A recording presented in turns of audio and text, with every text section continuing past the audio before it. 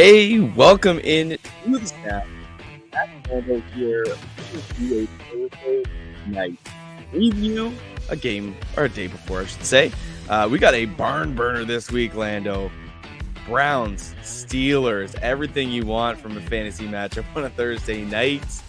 Hope you guys did really well in week 2. If it all fell apart, we're here to help you pick up the pieces. If it's going well, we're going to be the first 2 to celebrate with you.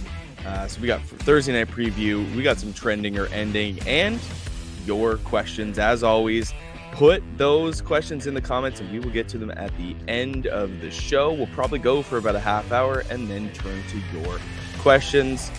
My guy Lando, what's going on? Mac, I am doing good. Welcome to all the new subscribers, the followers. We appreciate all the interactions with everyone. We're going to go into more of an in-depth what to do with and going trending or ending today, talking about some high-end players that are in the top 12 that do we think they are going to continue this pace? That's the big question in fantasy football. These players that you drafted or grabbed off waivers, are they going to be the league winners, or should you maybe trade them high or not really put your eggs all in one basket? So I can't wait to preview Thursday Night Football with Mac, talk about these players, and yeah, if we do have questions, we'll get to all those and maybe talk really some more in depth of what to do with players, because that seems to be our bread and butter lately. And again, appreciate all the comments on our YouTube. If you are live here right now, you can put it in the comments and we'll get to it at the show. If you're watching this after the fact, make sure to put it in the comment section below and we will answer those questions as well. So either way, Mac, I'm excited. Should be a good show tonight. As always, yeah. Thursday night preview. Let's start there. We've got, like I said, the Browns and the Steelers. Right now, the Steelers are the Browns are favored by 4 on a couple different sites. I'm seeing Cleveland by 4 or 4.5. Pitt laying the 4.5 points. It is a low under or over Lando, 38.5 points. Some interesting notes here. The Pittsburgh Steelers so far this year are 0-2. The over is 0-2 in Pittsburgh Steelers games this year, meaning they have not hit the over lower scoring games. And subsequently, the fantasy players on the Pittsburgh Steelers are, feeling the ramifications of those lower scoring games. So what we can really talk about here tonight is, what do we expect from this game? Who can we play? Is there anybody that we should fade? You pick the side. We start on Steelers, Browns. Up to you. Let's start with the Browns. Let's do it. Number one, should you start their defense against Pittsburgh? I mean, on either side of the ball, you could probably start a defense. Right. You're really just hoping for turnovers at that point, right? And that's the thing where even though it's projected to be a low-scoring game, everyone knows or should know, maybe I'm telling you for the first time, that defenses really hinge on turnovers, interceptions, fumbles, like defense or pick sixes. Like that's if it's just a low-scoring game. Sure. I mean, your defense, your IDP, your DST isn't going to score. Not IDP, that's individual defensive player. Right. Your DST isn't going to score that many points. So you want a pass-happy game, really. If both teams just run the football and it's a 10-7 game, your defense really isn't going to do much for you. You're going to score 6 points, 5 points, whatever it is, and it's not going to win you a week. But I do think sacks get points, and Myles Garrett is healthy. I think Mitch Trubisky and his pocket awareness or lack thereof, there's a really good chance that they get some sacks, maybe sack fumble. And I think for me, if I'm going to pick a side, I'll pick the DST for the Browns. Well, that's the thing, right? You're not really looking to pick a defense in fantasy football that shuts a team out. You're looking for a team that forces a lot of turnovers, gets to the quarterback. Like that's what we're trying to chip away, right? Absolutely. You want fumbles, interceptions. That's what we need here. So getting into the Brown side, Nick Chubb is the number 1 running back in fantasy. You are starting him. You're also likely starting Kareem Hunt, another top 12 guy. Amari Cooper had a really good game with 10 targets, I think 9 receptions, 100 yards, and I think he might have gotten the end zone. Last week he did not. He did not. So it was just a good game.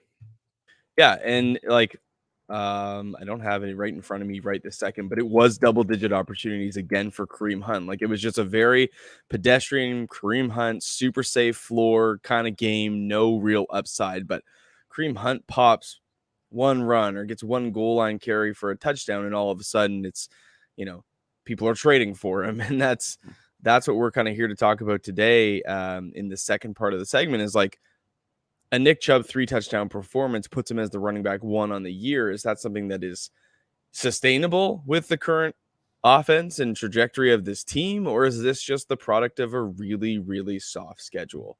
Is this just the product of a really good game script for one game? We got to talk about it.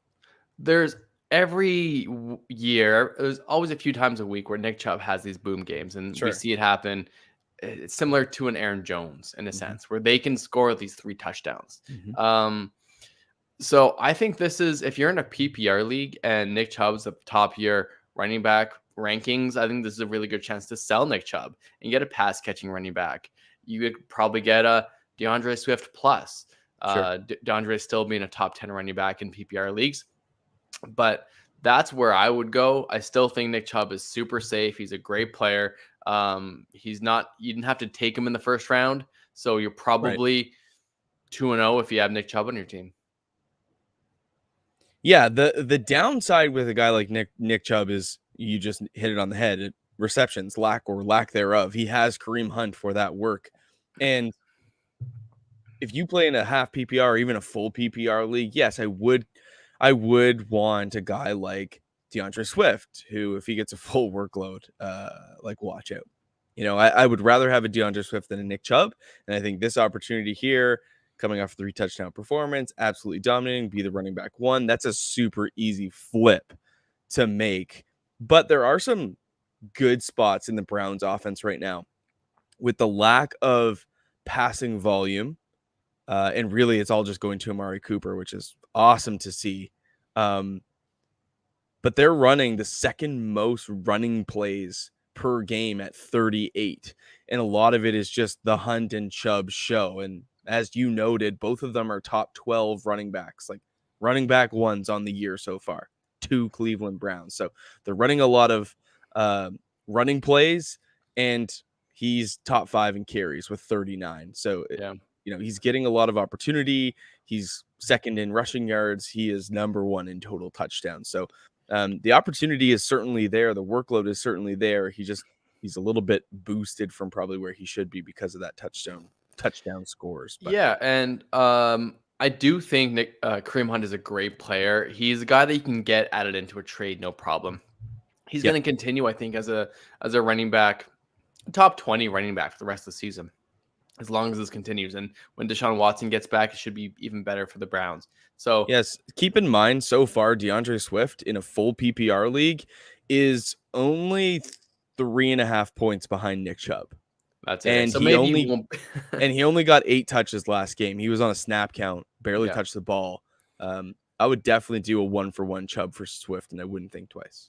Right. So maybe you can't get Chubb for Swift plus. Maybe it's just a 1-for-1. I mean, try. Someone might be down on Swift. He's quote unquote injured, or he was on a snap count. Like, people don't know the whole story. For the Lions. He plays for the Lions. But all in all, Nick Chubb, Kareem Hunt, very strong plays. They consider to continue to be a strong flex play for Kareem Hunt, or a running back 2 if you went like 0 RB.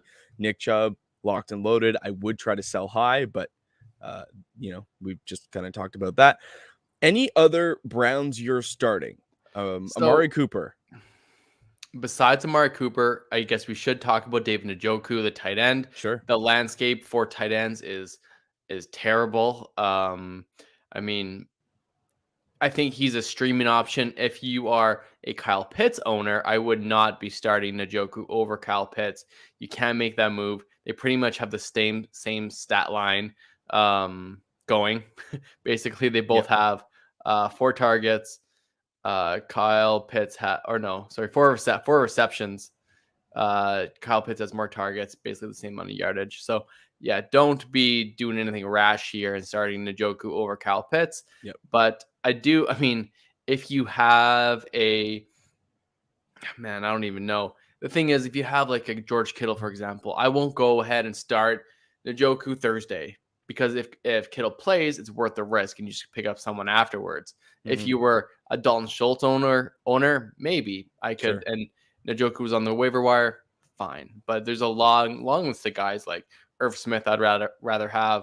Hayden Hurst looks like he's getting more targets. Irv Smith, man.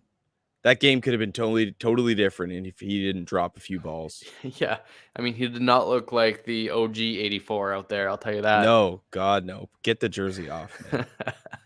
Amari Cooper, though, just to bring up 28% target share through 2 weeks, 12.5% of that in the red zone. So Amari Cooper is consolidating that target share. So in this game, I'm rolling out the 2 running backs, Chubb and Hunt, as well as Amari Cooper. I'm not touching David Njoku. I think there's better options out there, to be completely honest. And I think that's it. Steelers side of the ball. Mitch Trubisky.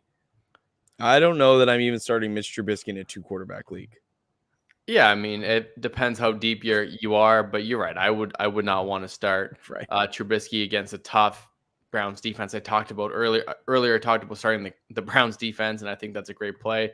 I don't love Trubisky, and it's Najee Harris. We did a video about Najee Harris this week. So if you haven't checked that out, check the YouTube channel.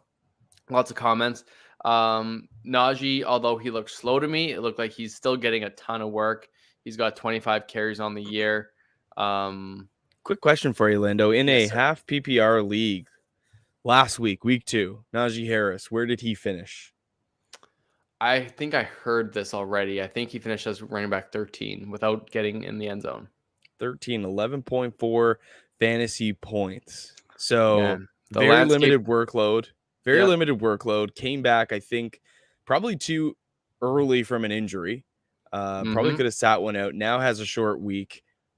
The bottom line here is Najee Harris will get enough work to not completely ruin your chances of winning a week, right? Oh, the volume is there. The opportunity is there. It will always be there. And it could be to his detriment of getting hurt. We've talked about this before with the more times, obviously, you touch the ball, the higher likelihood of getting injured. But obviously, the more touches, the more fantasy points as well. It's a double-edged sword. But I do think that Najee is super, super safe. Bad offensive line, bad team, will get the work no matter what. Will get some check downs, even though Trubisky is not the check down king like Ben was. I still think that he's a very fine. His ceiling is capped because how bad the team is, but there's bound to be a 2-touchdown game in there somewhere. I do want to say that Najee Harris is a strong start for me. I'm okay playing Pat Freiermuth because, again, volume, the tight end landscape is so gross that I'll just take somebody that they use in the red zone, which is him. And there's really no value over replacement. So I'll just go Patty. I'll go Najee. It really comes down to what are you doing with Deontay Johnson? I think I'm fine starting him. Okay. But that's it at the wide receiver position for the Steelers. He still is getting double-digit targets, as ugly as it is. Can you guess off the top of your head what Deontay Johnson's target share is right now for the Pittsburgh Steelers? So 12 week 1, 10 week 2. I don't see the target share, but I assume it's probably like 33%. 31.5%. Yeah. On 83% of snaps, like running a ton of routes, 34 routes a game, 31.5%. That is massive. Yeah. Massive. And so it's not like the opportunity is not there for him. It's just quality of target is not what it once was, unfortunately. Catchable target rate is down big time. Only 77% catchable target rate. Yeah, that's the struggle with Mitch Trubisky. I mean, I wouldn't be surprised if they go with Pickett sooner than later. Especially, I mean, they just need. Depends. They've already said they're not rolling him out. Yeah, they've already said it. All right. Well, I know. Good luck, then Steelers. Good luck. But staying away from Chase Claypool, staying away from George Pickens. Yeah. Pickens is such a talented player, Very. and I wish things were different for him. It's just there's no opportunity for him in this offense. What I mean by staying away though is like for week 3. Right. If you I, hold Pickens or Claypool, like you're stashing, but I think we're laying him down this week. you know what? If you're not in any kind of keeper league, I'm probably just fine letting Pickens go. I just don't, even if he has the upside, like even if he has a big game, it's just hard to see any consistency from him Mm-hmm. with Deontay still there. Obviously, he's the established number one. Yep. Najee's going to get the work out of the backfield. Claypool will be there too. I don't, unless there's injuries or something, and we see Pickens take a huge step forward. Mm-hmm. I'm fine letting Pickens go. Unfortunately, I really liked him. Unless you're in a keeper league, stash him if you want to keep him for next year. But yeah, sorry, man. There's so many good rookies. I wish Pickens was one of them. I just don't think it's his year.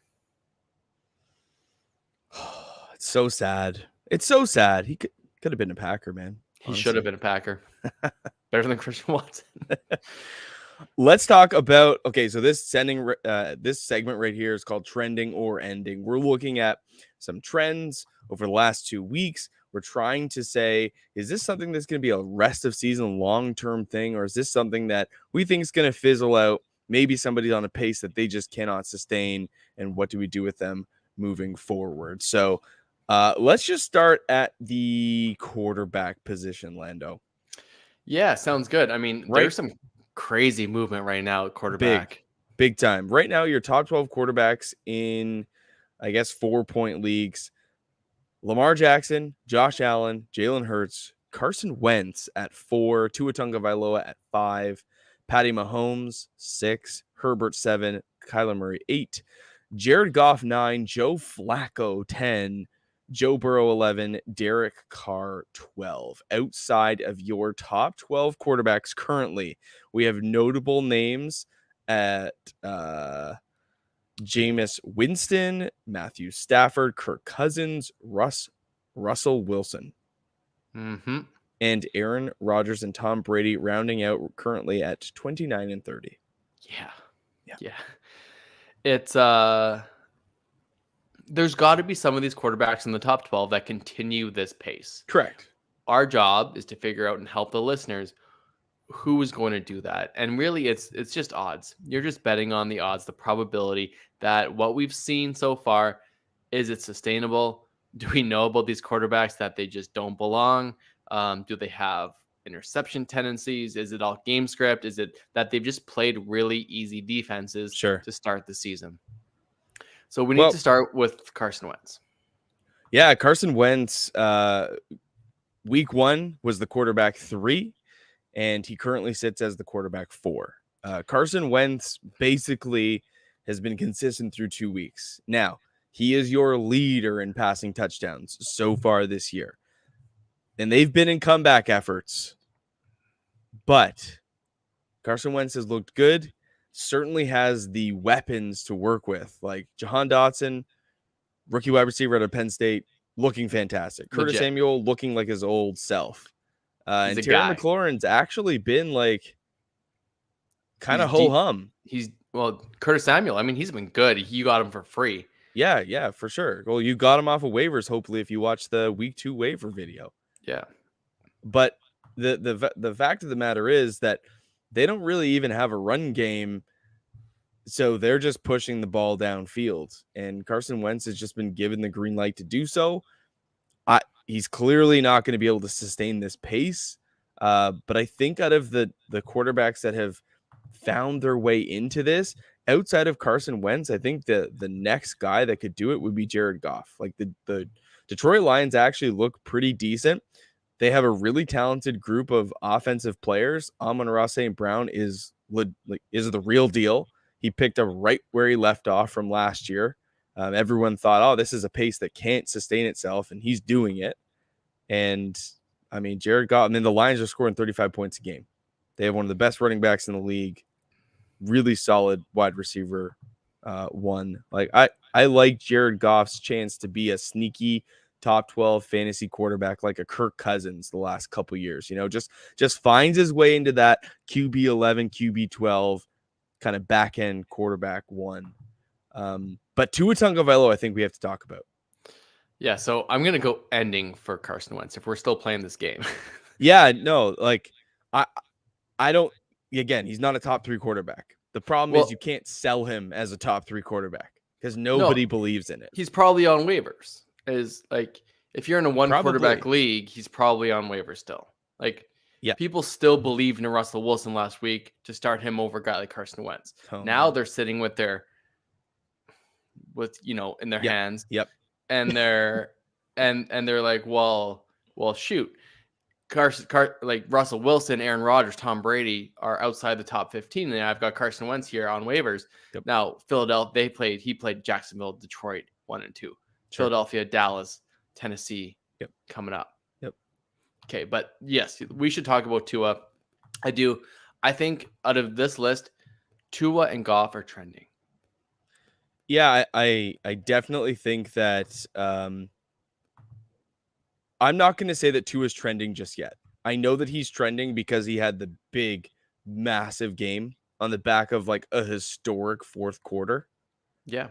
Against he's played New England and Baltimore. That's the opposite of Carson Wentz. Both those defenses are very solid. For sure.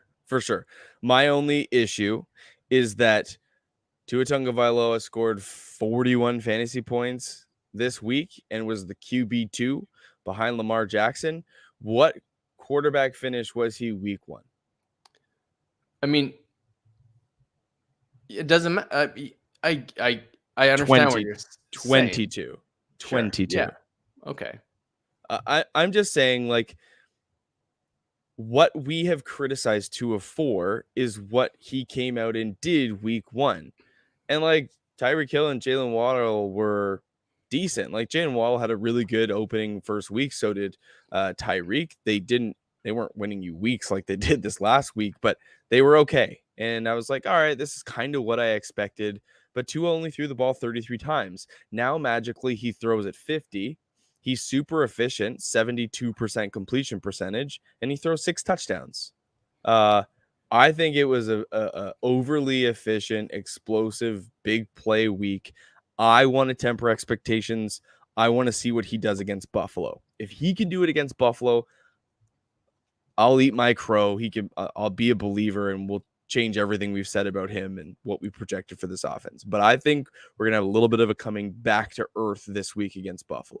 I truly believe that. One thing I'll say, you might be right. I'm not excited to play Tua against Buffalo. I'll tell you that straight up. I'm not excited. However, week 1 they played New England, and New England is a terrible football team. They couldn't score points. He didn't need to throw anymore. He could have, and he could have had a big game, but he didn't need to throw more. So I think, in theory, you want games against Buffalo, Cincinnati, heck, the Jets, Minnesota. Those games that are high-scoring games that he's forced to throw because he has the weapons. If he can throw the ball, we can see it now 50-something times and make magic happen. He has that range of outcomes. Yep. Where before we didn't think he could.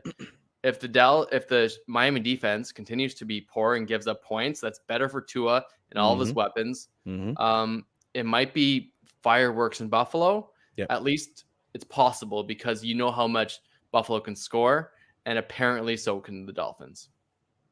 Yeah, I want to temper my expectations. I don't want to get too high on him.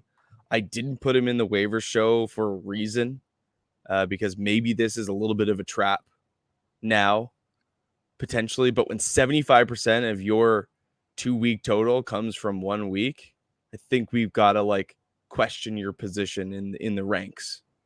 So, and yeah, he might not be quarterback 4. He's quarterback 5 right now. He might not be I think he's locked and loaded as a top 10 guy. But he's quarterback 22, quarterback 2 equals out to quarterback 5. Like it's a tale of two tapes. But, sure, I see where you're coming from too. How many quarterbacks have 6 touchdowns and almost 500 yards in his range of outcomes? Like, there's not that many. Oh, I see what you're saying. Yeah, ceiling play. I want to see it again.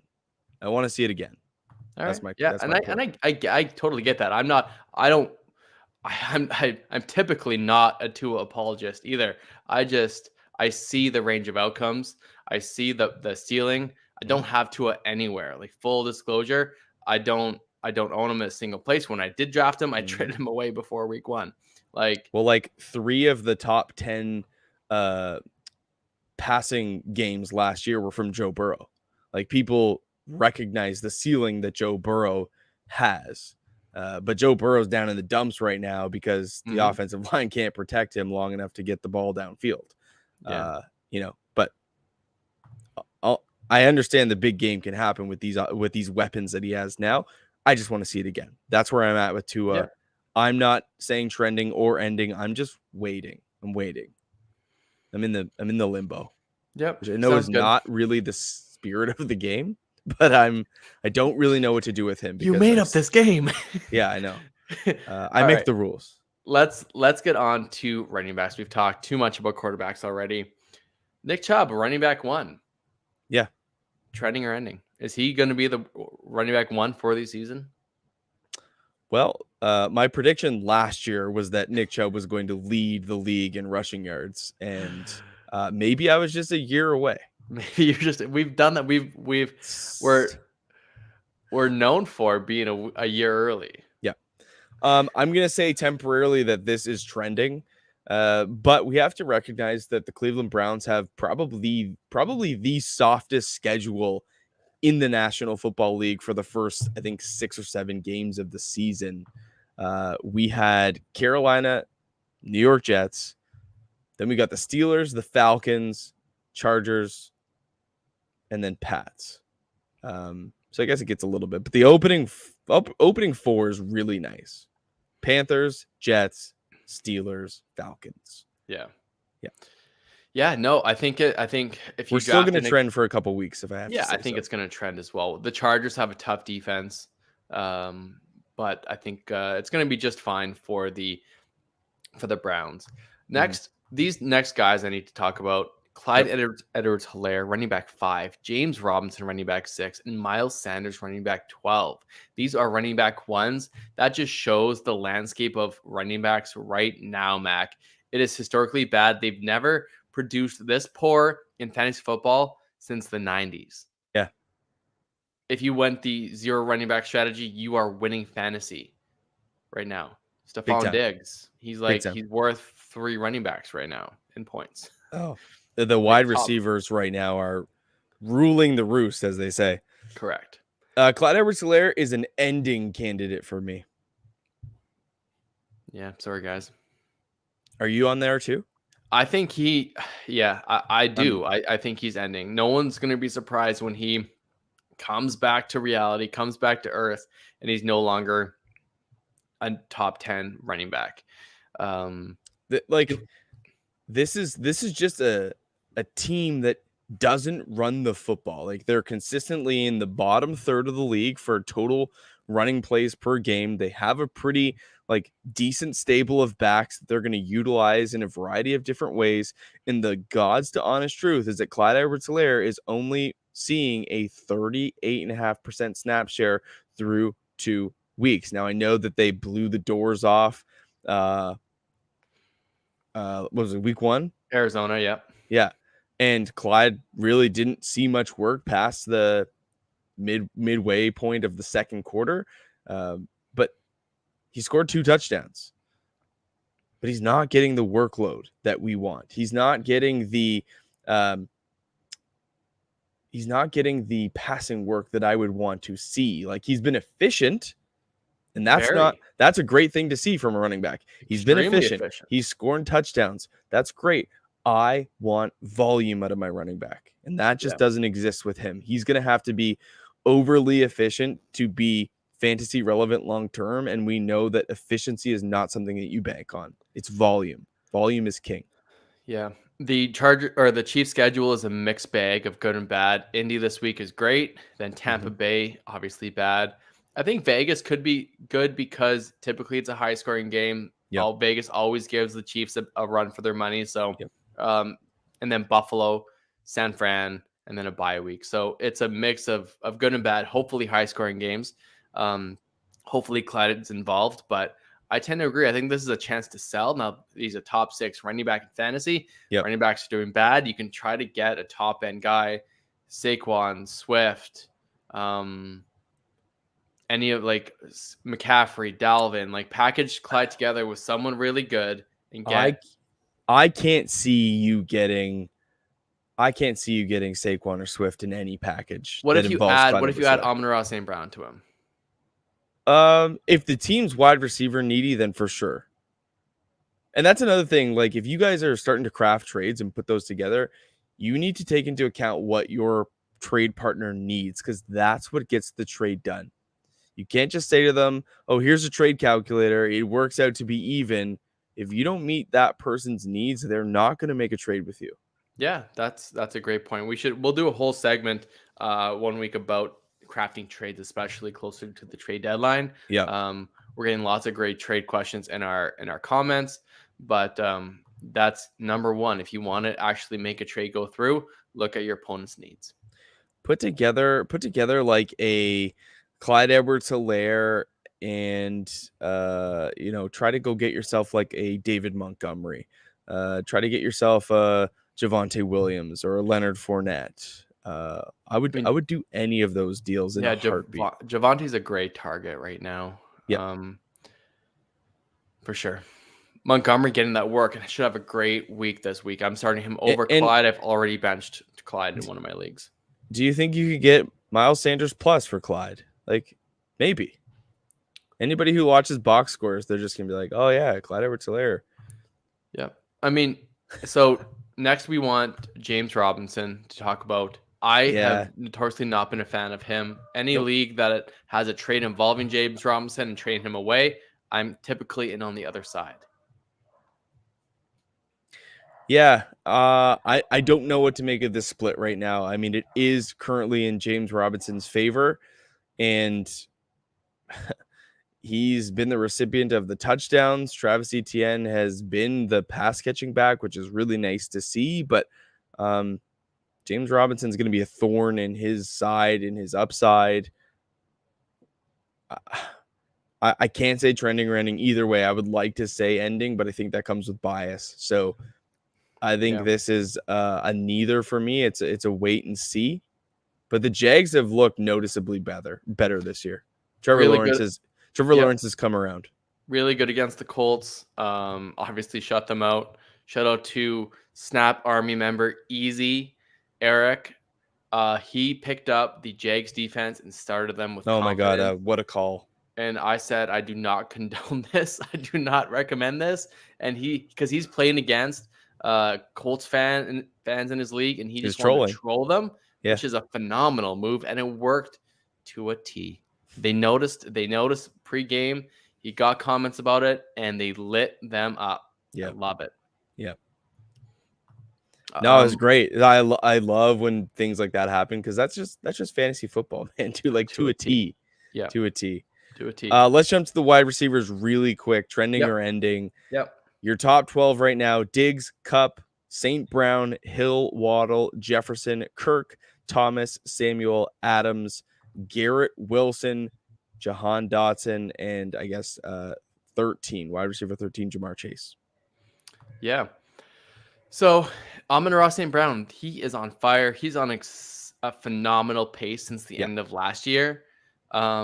What are we doing with Amon-Ra St. Brown? Is he just like, do you try to buy him right now while you still can? Is he legit? I'm just gonna eat crow and say this is a complete trend. He's really good. He's really good. Jared Goff has eyes for him. If the ball is not in the hands of 32, it's going Amon-Ra St. Brown's way. Yeah. And like I said, Jared Goff, let's not forget, like, this guy was the number 1 overall pick. The Rams traded heaven and earth to go get this guy. And he's a solid quarterback. He just put himself in a kind of sticky situation there, and they moved on. But whatever. Like, I still think Jared Goff's a good quarterback. They surrounded him with weapons. Detroit's got this chip on their shoulder this year. They're playing with a lot of tenacity, and they're getting it done, man. They're scoring 35 points a game. Doesn't really matter who. And the beautiful thing about the Lions, if you've played like a DeAndre Swift the last couple of years, garbage time is king for Jared Goff and the Lions. So if they're going to be competitive in games, even better. But garbage time is king. They love that. They play hard Eat to the it up. last whistle. It's great. They do. Big fan of Amon-Ra St. Brown. I wish I had him more places. I could have kept him this year for cheap, but I had better guys who I thought were better guys. I guess I was wrong. Both Washington Commanders, Curtis Samuel, wide receiver 9, and Jahan Dotson, wide receiver 12. Now, I went and said Carson Wentz is ending. Do we think either one of these guys is going to be a top 12 guy by the end of the year? No, I don't. And I think for that reason, you have to say that it is ending.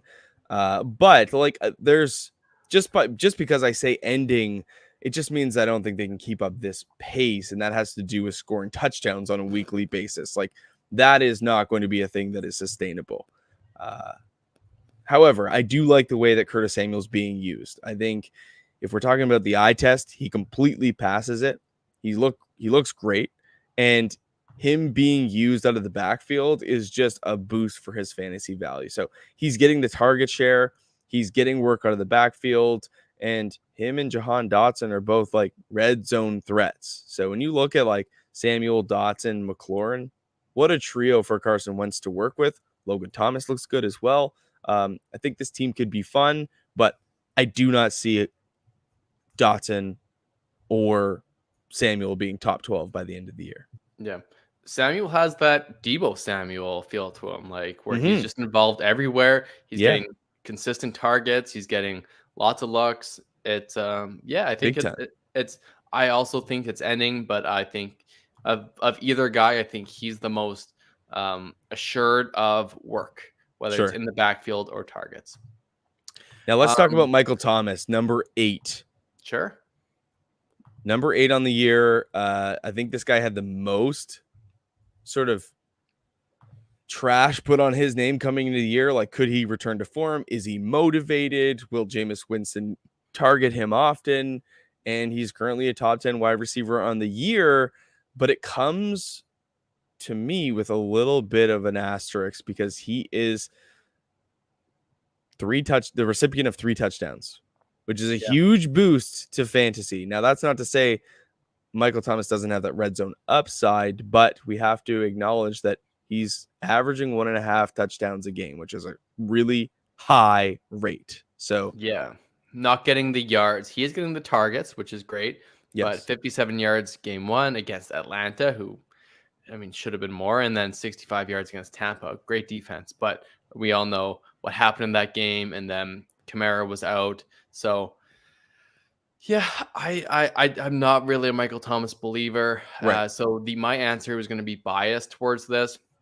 Carolina, Mini, Seattle, Cincy, Arizona next. The schedule is great for the Saints, like really good. So there's a world where he maintains this 8, 9, 10 target rate. And you would hopefully the yards goes up. So in a PPR league, I think he's just fine. He's more of a top 15 wide receiver for me rather than a top 10. But I think he's going to be very safe, very fine. I'm not trying to trade for him right now. But if I had him, which I don't, if I had him, I'm probably not going to shop him either unless I get one of those top tier echelon guys that are very hard to get. I think I am willing to shop him and sell him. The reason for that, he came back and had the target share we thought he would. Somewhere in around that 23 to 25% range. Right now it's 24. So that's great. When it comes to like what role he primarily had before with Drew Brees, slot. Dominated the slot, possession receiver, created for himself after the catch. Currently, right now, he is 70th in amongst the league in slot snaps.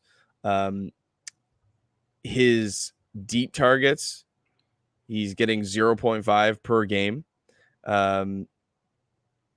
And quality of target. This is the one that really, really makes me question what he's going to be able to do from a volume standpoint this year. And if touchdowns go away, how does this affect Michael Thomas? Catchable target rate so far, 2 games with Jameis Winston, 47%. Yeah. 47% catchable target rate. So when you talk about Drew Brees, who's one of the most accurate quarterbacks of all time, and hyper-targeted Michael Thomas to the extent of like 170 targets, was it? If only 47% of those, even if he got the same volume, 170, I mean, we're talking about a guy that's going to catch 85 balls. Right. So for me, the volume's not there. I'm willing to sell the strong start with the touchdown dependency, and I think that's where we leave it. So Michael Thomas is ending for me. Cool. Sounds good. Garrett Wilson, a little hype piece. Garrett Wilson, he is trending. Oh, I am boy. fully in on Garrett Wilson. If he wins me a fantasy title, I'm getting a jersey. If you guys missed what I said in the waivers show, Garrett Wilson, that 8 for 102 and 2 touchdown game, came from only 61% snap share. So this guy kind of has a little bit more in the tank, which is wild to think. But he's now asserting himself into the starting role. And if Joe Flacco is going to average over 50 attempts a game, sign me up. Let's get to some questions. We're getting to questions. All right, let's get into it. I love it. We'll get to everyone's questions. It won't take long. There's not too many. No. But yeah, it would be good. Yeah. And if you guys want to be a part of these questions, this mailbag, you can jump over to the YouTube. We go live every single Wednesday night, somewhere between 8:30 and 9 p.m. Eastern Standard Time. If you're listening on audio, make sure that you come by the YouTube and help us out. If you are watching on YouTube right now and we're about to get to your question, go ahead and put a like on this video. Really helps out the stream. We got a question here. Do I start Duke Johnson? He's trolling. You cannot. No one's starting Duke Johnson. I would like to know if you know who Duke Johnson plays for right now. No, don't. Yeah. Is he signed? Is he a Bill? No, he's a free agent. There you go. It's amazing. That's why I don't know who he plays for. It's amazing. Would you stream Njoku if you were a Kyle Pitts owner this week? Asking for all the Kyle Pitts owners. Negative. We talked about that earlier, Eric. Start Kyle Pitts. Yeah, I mean, this is the ultimate get right game for Kyle Pitts. And it's not because he has a Seattle matchup. That's obviously part of it. But what happens, Lando, when there's criticism towards a head coach? Oh, I mean, squeaky wheel. Squeaky wheel gets the grease. Yep. Arthur Smith, if you guys missed it, was asked, how does Kyle Pitts go through an entire game and only get 3 targets? He spent the 4th overall pick on him. How does that happen? And he basically came out and said there was a longer part to it, but he said, we're trying to win. This isn't fantasy football. Yeah. Yeah. There was some more to it. There was more context to it, but he's basically saying like, we're trying to get better. We're going to go back, review the tape, whatever. There's going to be some extra pressure to get Kyle Pitts the ball, to be the first read, to be the focal point of the offense. Right. And against Seattle, you should be able to do that. You should. Absolutely. I agree. And Marcus Mariota, top 12 fantasy quarterback right now. So, I mean, ending, just so you guys know, ending. Yeah. But no, I wouldn't go anywhere but Kyle Pitts. This is the get right game for him. I would start him full confidence. Donovan Peoples-Jones for the flex this week. No, he only had 1 target last week. Although I think he had 11 week 1. I'm not going to play Donovan Peoples-Jones. Dark City, I think the takeaway for me is in really low over-under games. Like this has a 38.5 point over-under. This Pittsburgh and Cleveland matchup, probably one of the lowest of the weeks. I'm staying away from tertiary wide receivers in these contests. Makes sense. Especially if they're Thursday night games. Because if you start Donovan Peoples-Jones and he gooses you like he did last week, it's a long 3 days until Sunday. It's a long 3 days. I was able to pull off the Woods, Hardman, Chark, and Kamara for AJ and Swift deal. Yeah. How? Love it. How did you do it? The big name of Kamara. Sometimes if you throw quantity at them, you get some quality back. So I love the deal. You get to pick up an extra 2 guys, JML. So you're loving that. Julio Jones or Sammy Watkins for the flex. Julio was not practicing today. Right. Neither was Chris Godwin. So I'm going to temper expectations that Julio even plays this weekend. So therefore we go Sammy. Yeah, Sammy Watkins was targeted nicely by Aaron Rodgers a couple times, one for a big play downfield. And that's what Rodgers needs out of a veteran guy. So who is going to be the leading wide receiver for the Tampa Bay Bucks this week? It might have to be Russell Gage. Gronk might have to make a return this week. Who knows? But I would go Sammy. Yeah. Curtis Samuel went for 40% fab in my home league. I'm not shocked by that. Yeah. I mean, if you need a flex play, I mean, Curtis Samuel is the best there is right now. Russell Gage was dropped on waivers. Should I pick him up this week as a spot start in a full PPR? I think in a deeper league, that is definitely a play.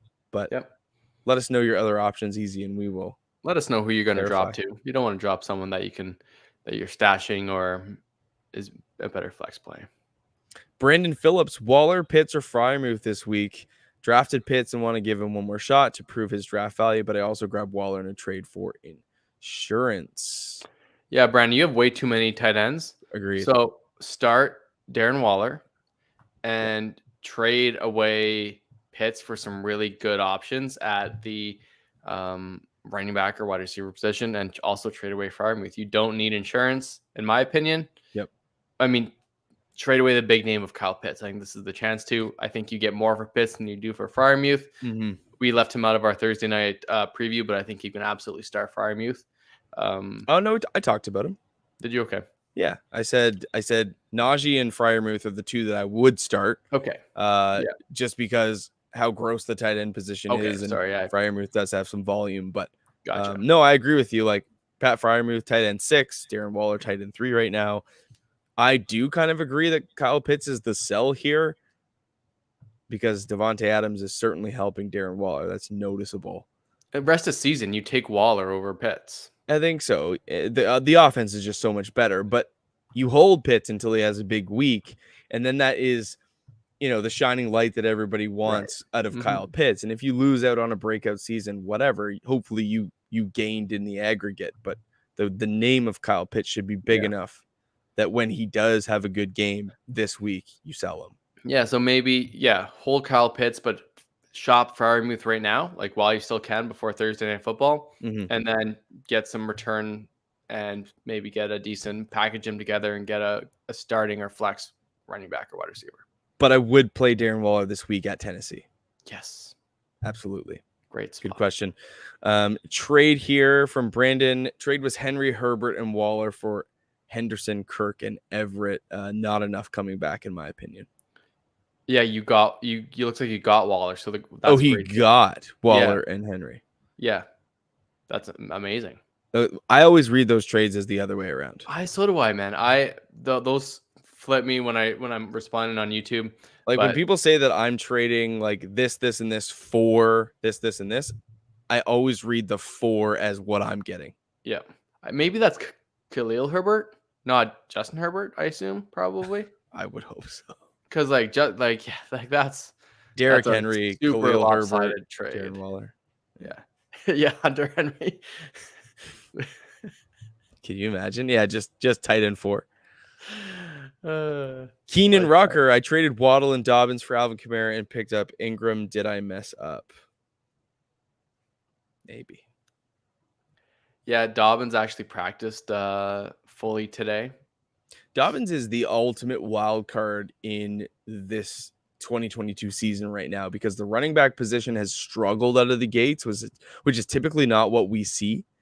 Wide receiver position absolutely thriving, massive games, winning people weeks. Running backs are flopping left, right, and center. Like if you had a Jonathan Taylor, Leonard Fournette as your 2 running backs, you would be sitting so pretty, and then you're walking away with single-digit points from both of them after last week. So Dobbins is could come in, really run heavy team, dominate touches, and be great. Jalen Waddle seems to be the real deal again. Yeah, and Matt, imagine if you drafted JT first and then somehow Kamara fell to you at the 2 spot, you'd be flipping at draft season. And unfortunately, that's not really the case. Keenan, I still believe that there's upside in Alvin Kamara. He's banged up. He might not play this week, and that's where where your trade just doesn't work right now. I've had tons of questions. Najee for Kamara, Kamara for Najee. What side do we like? And at this point, health is what I want. Even in a tough matchup versus Cleveland, I still think you have the healthy running back versus a question mark at Kamara. It's like trying to trade for Chris Godwin right now. It's like, well, if you can buy yourself a week, that's worth it. I love Godwin long term, but I mean, at the end of the day, a win's a win. And a guy like Godwin isn't doing anything on your bench. Right. So the other downside here of doing a 2-for-1 and then filling with the handcuff is that you limit your upside at other positions. Like instead of picking up Mark Ingram, you could have rostered a Garrett Wilson last week. And that's just right. And then things completely change. So when you kind of have to clog up your roster with a potential insurance policy, that is something that limits your upside of winning and having a piece mature into, a flexible or startable asset. So league winning asset, possibly. I wouldn't say that this is like season ending for you. I would clearly want the Waddle side as of right now, but that's the thing with fantasy football, man, is that in 2 or 3 weeks, 5 weeks, playoff time, like this trade could go completely the other way. Like you just never know. Yep. You never know. Tua could come back down to earth. He will. I promise you. All right, guys. Well, that was great. Yeah. Appreciate you guys coming by as always.